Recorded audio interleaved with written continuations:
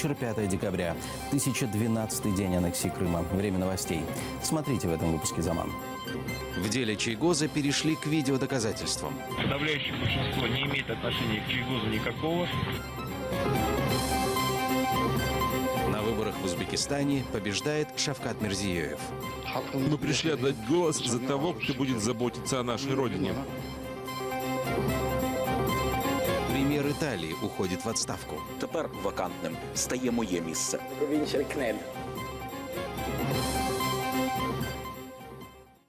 В так называемом деле Чайгоза начали пересматривать видеодоказательства. На 51-м заседании оккупационного суда выступил следователь. Он заявил о наличии более 100 видеоматериалов с митинга 26 февраля 2014 года.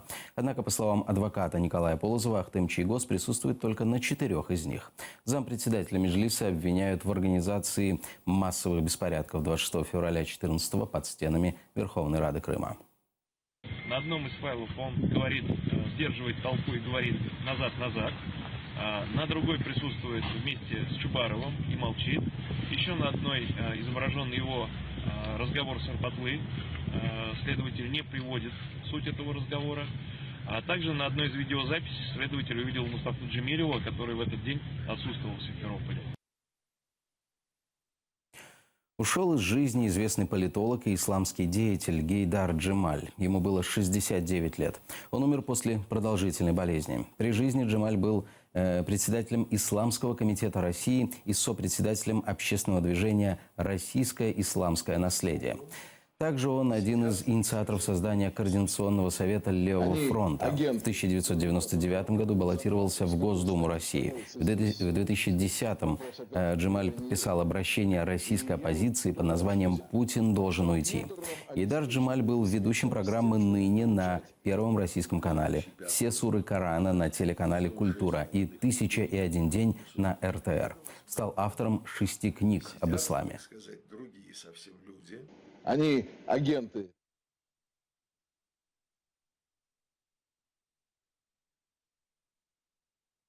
На президентских выборах в Узбекистане побеждает исполняющий обязанности главы государства Шавкат Мирзиёев. Он набрал 88,6% голосов. С 2003 года Мирзиёев занимал должность премьер-министра. Исполняющим обязанности президента стал в этом году после смерти Ислама Каримова, который руководил страной последние 28 лет. По данным главы Центра избиркома, голосование происходило в целом без нарушений. Журналисты иностранных агентств отмечают, что в отличие от прошлых выборов на участках позволяли проводить фото и видеосъемку. В новостях рассказывали о всех кандидатах, и сегодня мы пришли отдать голос за того, кто будет заботиться о нашей родине. Я проголосовал за того, кто будет служить народу. Я не увидела ни одного нарушения. То есть все очень прозрачно. В момент открытия урны все были абсолютно пустые. То есть все прозрачные урны, списки выверены. Сейчас уже можно сделать такой предварительный вывод, что граждане Узбекистана получили право, и это право было им обеспечено для свободного волеизъявления. Премьер-министр Италии анонсировал свою отставку. Об этом Маттео Ренци заявил после объявления итогов референдума относительно реформ в парламенте. 60% итальянцев проголосовали против реформ. Ранее Ренци обещал уйти, если его идею изменить состав парламента не поддержат. После объявления об отставке активизировались пропутинские партии «Движение 5 звезд», «Северная лига» и партия Сильвио Берлускони. Они поддерживают идею снятия санкций с России и выхода из еврозоны. Шлях мого уряду на цьому закінчується. Я вважаю, що для того, аби змінити політичну систему, в якій лідери залишаються тими самими, лише змінюючи позиції, але не змінюючи країну, ми не можемо в кільканадцяти удавати, що усе залишається як було. Вони не змінюють своїх звичок і вони ніколи не залишать свої місця у Сенаті. Я хотів скоротити кількість місць, але це не вдалося. Тож тепер вакантним стає моє місце.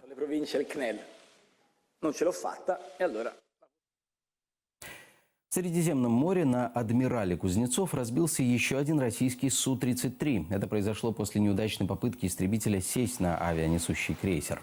Пилот успел катапультироваться. В российском военном ведомстве уточнили, что истребитель выкатился за пределы палубы из-за обрыва троса аэрофинишера. Такие тросы должны останавливать самолет сразу после посадки на палубу. Это уже вторая авария за месяц на этом крейсере. 13 ноября неподалеку от Кузнецова в воду упал МиГ-29. Пилоту удалось катапультироваться.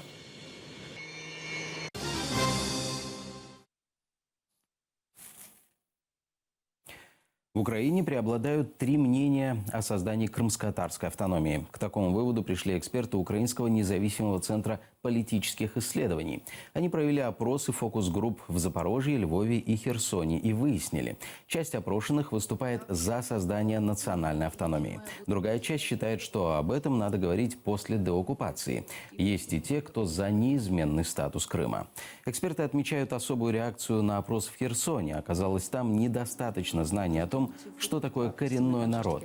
Огромное количество мифов о национальной автономии. Есть группы, которые занимаются дезинформацией людей.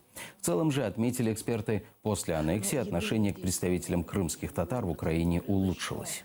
Це тільки перший крок. Ми намагалися з'ясувати не кількісно, але якісно, що думають, власне, в різних регіонах України різні середовища, і експертні, і журналісти, і громадські активісти, і представники національних меншин про потенційні конституційні зміни. Свобода народам, свобода человеку. На Ровенщине вспомнили создание фронта антикремлевской агрессии и отметили 73-ю годовщину первой конференции порабощенных народов Восточной Европы и Азии. Она проходила в селе Будараш Ровенской области в 1943 году. Там были созданы основы антибольшевистского блока народов, которые актуальны и сейчас.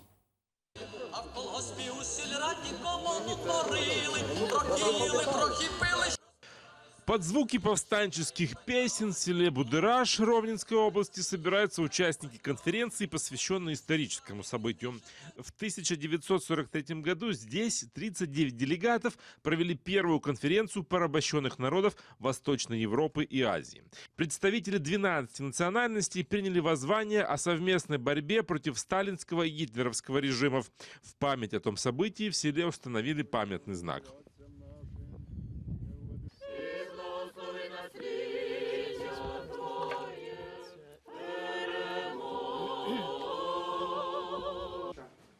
В музее местной школы этому событию посвящен стенд. На нем редкие фотографии участников. В центре этого фото полковник УПА Ростислав Волошин. Он вел эту конференцию. Его внук приехал на юбилейную встречу, чтобы продолжить дело деда.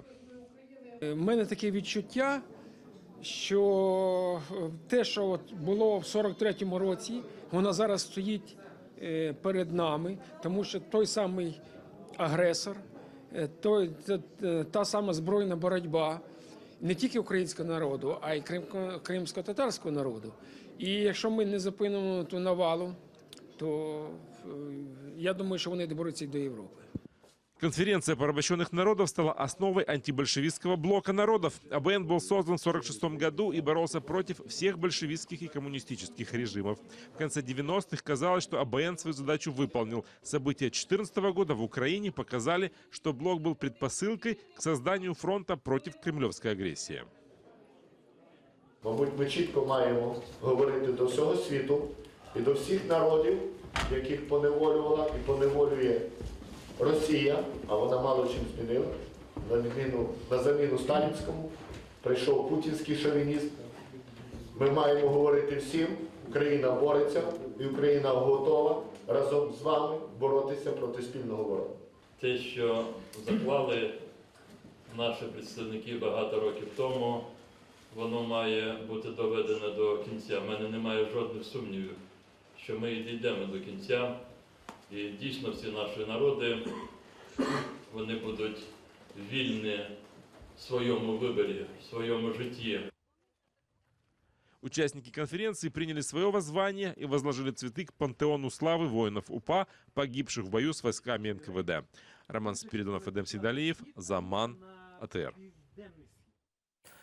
Оккупанты не в состоянии заглушить украинское вещание будущей телебашни на Чонгаре. На полуострове не хватит оборудования, которое обеспечит глушение. Об этом сообщил член Национального совета по вопросам телевидения и радиовещания Сергей Костинский. Новую телекоммуникационную башню построят у контрольного пункта Чонгар. Она будет иметь мощность в 5 киловатт. Власть аннексированного Крыма ранее заявляла, что вещание украинских медиа на территории полуострова будет прекращено, поскольку не соответствует российскому законодательству. І саме глушіння – це ще одна незаконна процедура, якою буде займатися Російська Федерація. Немає в окупанта телекомунікаційної інфраструктури, належної вежі, яка могла би, наприклад, створювати відповідний баланс у мовленні. По-друге, це питання обладнання, питання передавачів, які мають бути потужніші, ніж ті, що будуть встановлені на Чонгарі. І третє – це питання електроенергії, якої сьогодні є дефіцит. Вареники, борщ и киевские котлеты. В этот уикенд в Стамбуле состоялся благотворительный фестиваль «Ярмарка». Украинская диаспора представила гастрономические лоты. Вырученные средства пошли, в частности, на лечение больных украинских детей в Стамбуле. Подробности в нашем сюжете из Турции.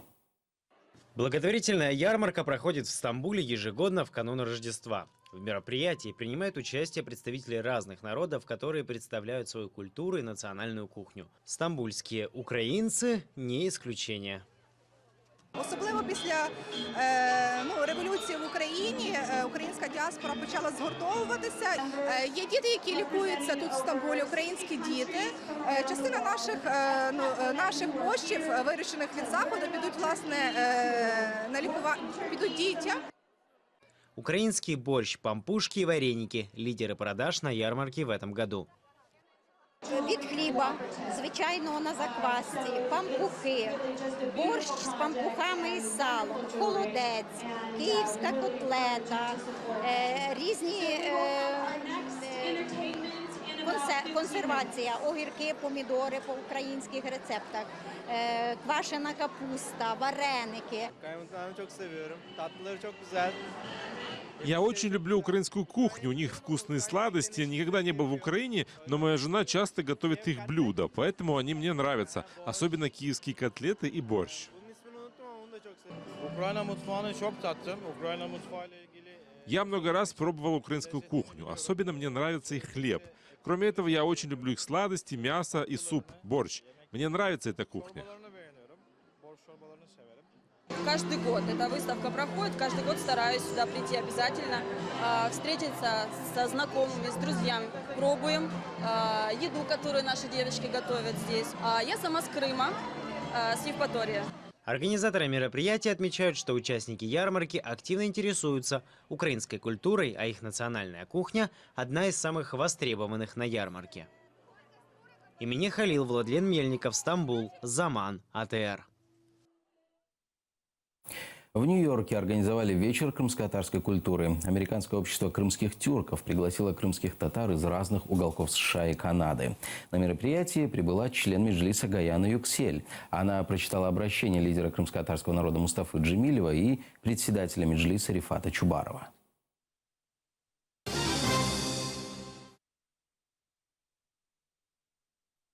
В Крыму начал работу сайт для помощи нуждающимся. Команда крымско-татарских волонтеров «Ачык Юреклер» «Открытые сердца» создала сайт для обмена помощи на территории Крыма. Там можно обратиться к волонтерам через письмо обращения. Есть реквизиты для оказания помощи нуждающимся крымским татарам. Кроме того, есть возможность узнать о состоянии здоровья больных, о будущих мероприятиях. Волонтеры просят посетить сайт и помочь хотя бы одному человеку. Это все новости на этот час. Хорошего вечера. Будьте с нами.